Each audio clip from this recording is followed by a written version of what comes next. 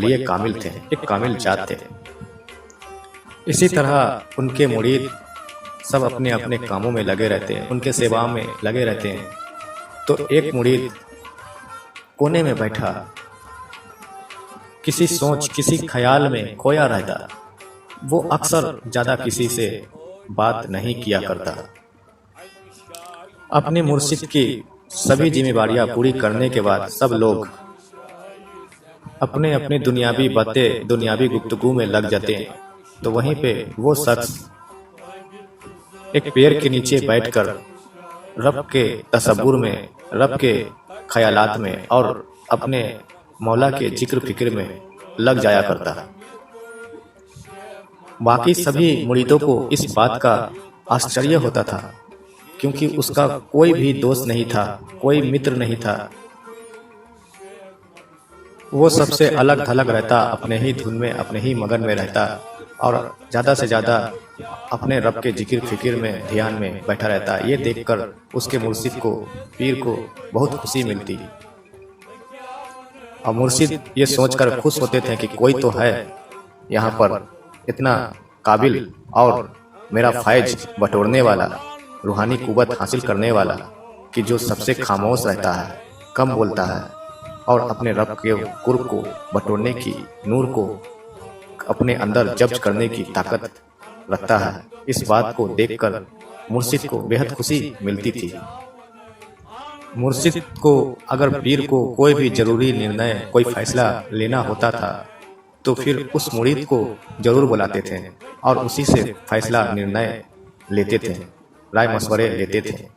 लेकिन ये देखकर एक मुरीद और था वहाँ पर जिसको बड़ी खटकती थी और बड़ी उसको अंदर से जलन हिर्सा होती थी।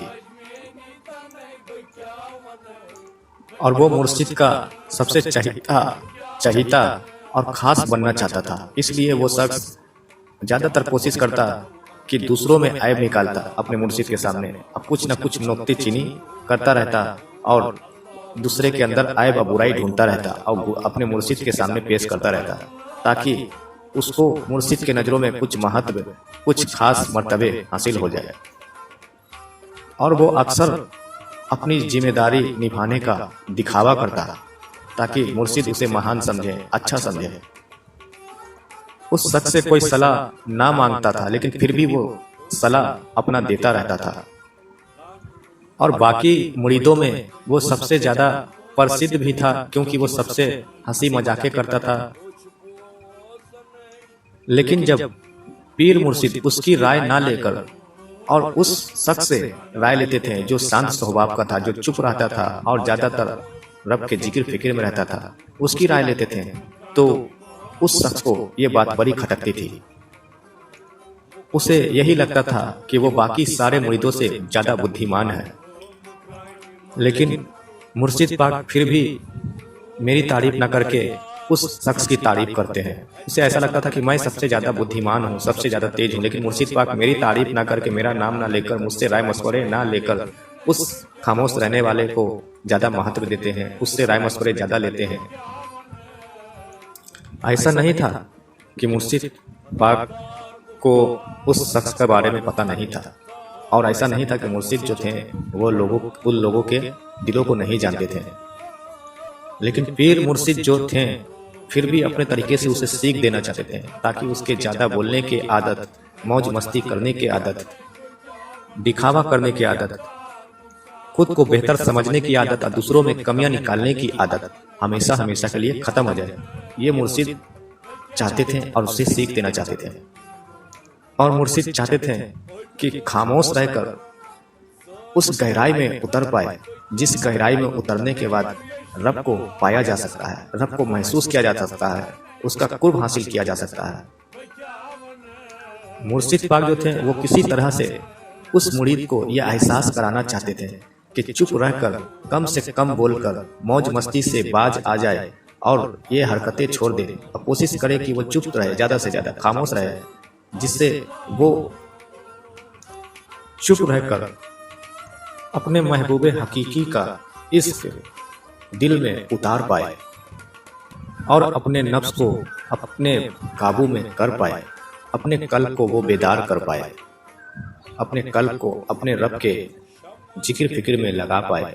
दरअसल मुर्शिद ये चाहते थे, हर पीर मुर्शिद का यही ख्वाहिश इच्छा होती है कि उनका मुर्शिद खामोशी इख्तियार करके अपने रब के जिक्र फिक्र में खुद को लगाकर उस विराट दरियाए वहदत का एहसास खामोशी इख्तियार करके और अपने कल्ब को जिक्र फिक्र में लगाकर ही किया जा सकता है। एक दिन मुर्शिद को एक तरीका सूझा। उन्होंने जितने भी मुरीद थे सभी को बुलाया और कहा कि मैं तुम सभी को अलग अलग गांव में भीख मांगने के लिए भेज रहा हूं, और जो मुरीद सबसे ज्यादा भीख मांगकर यहाँ लाएंगे उन्हें मैं अपना खिरका अता करूंगा।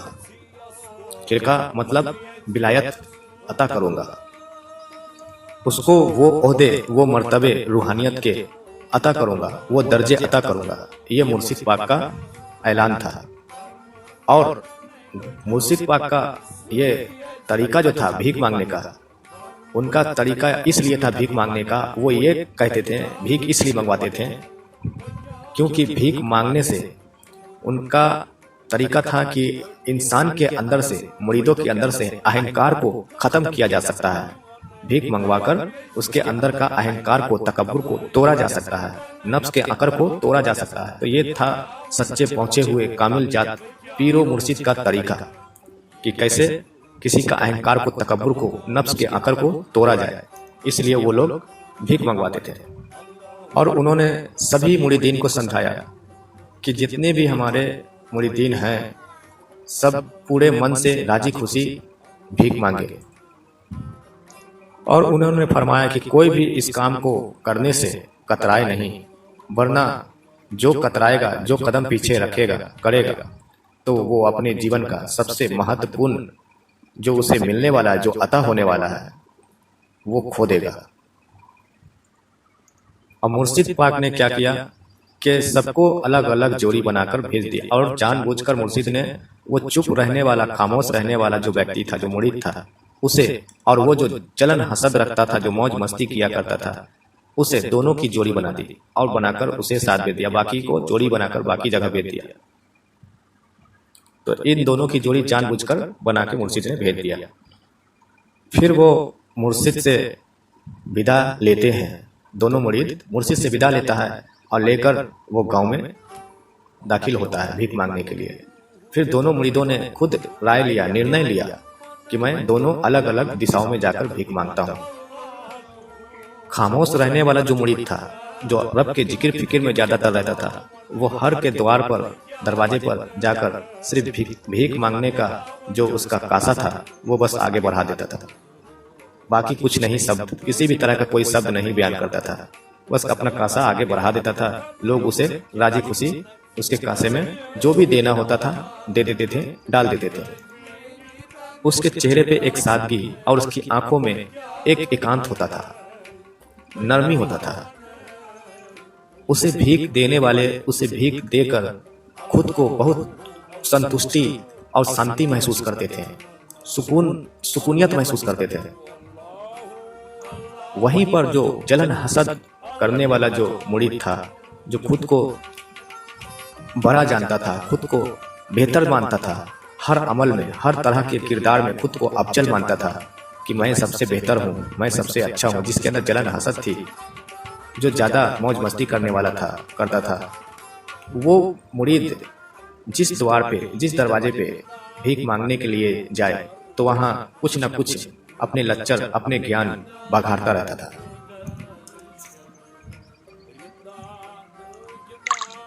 जिसकी वजह से ज्यादातर लोग उसे बिना भीख दिए ही लौटा देते थे। जब दोनों ने शाम तक भीख मांगे, अब भीख मांगने के बाद जब दोनों एक साथ एक जगह पे मिले तो फिर वो जो ज्यादा बोलने वाला, जो जलन हसद रखने वाला जो मुरीद था, उसने देखा कि ये चुप रहने वाला जो मुरीद है, जो रब के जिक्र फिक्र में रहता है, जो ज्यादा बोलता नहीं है, इसके पास ज्यादा लोगों ने इसे भीख दिया है, इसके पास ज्यादा मुद्राएं आए हैं, ज्यादा इसे लोगों की तरफ से भीख मिला है और मुझे तो कोई खास नहीं मिले हैं। फिर इसे बहुत बहुत ही ठेस पहुंचा, बहुत ही जलन हुई, हसद हुई और ये सोच में पड़ गया। फिर ये दोनों अपने पीर, अपने मुर्शिद की तरफ जा रहे थे कि मुर्शिद को जाकर दे आऊं। तो फिर इस चालाक शख्स को, इस चालाक मुरीद को, जो जलन हसद रखने वाला, जिसके अंदर एक से बढ़कर एक उस मुरीद के प्रति, जो चुप रहने वाला, उसके प्रति साजिश वो उसके मन में चल रहा था, तो इसको एक साजिश सूझी।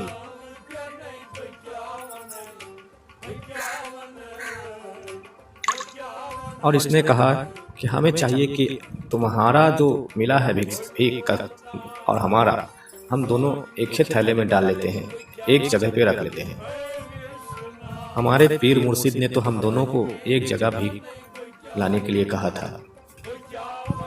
और वो खामोश रहने वाला व्यक्ति, वो मुरीद, बिना कुछ बोले उसने सारे भीख के सामान उसके थैली में डाल दिए। तो दोस्तों, आज के लिए वीडियो यहीं तक रखते हैं। कहानी काफ़ी लंबी हो जाएगी, काफ़ी मोटिवेशन, प्रेरणा देने वाली ये कहानी है, जो आपको इसका अगला पार्ट मैं ज़रूर पेश करूँगा, लाऊँगा। तब तक के लिए हमारे इस चैनल पे जो लोग नए हैं, जिन्हें हमारी ये कहानी, ये मोटिवेट वीडियो पसंद आई हो, तो हमारे चैनल को लाइक करें और सब्सक्राइब करें, ताकि मैं अगला पार्ट आप लोगों के लिए बनाऊं और आप लोगों के जानिब पेश करूं। तो आज के लिए मैं वीडियो को एंड करता हूं। तो धन्यवाद दोस्तों। अस्सलाम वालेकुम वरहमतुल्लाहि वबरकातुहू।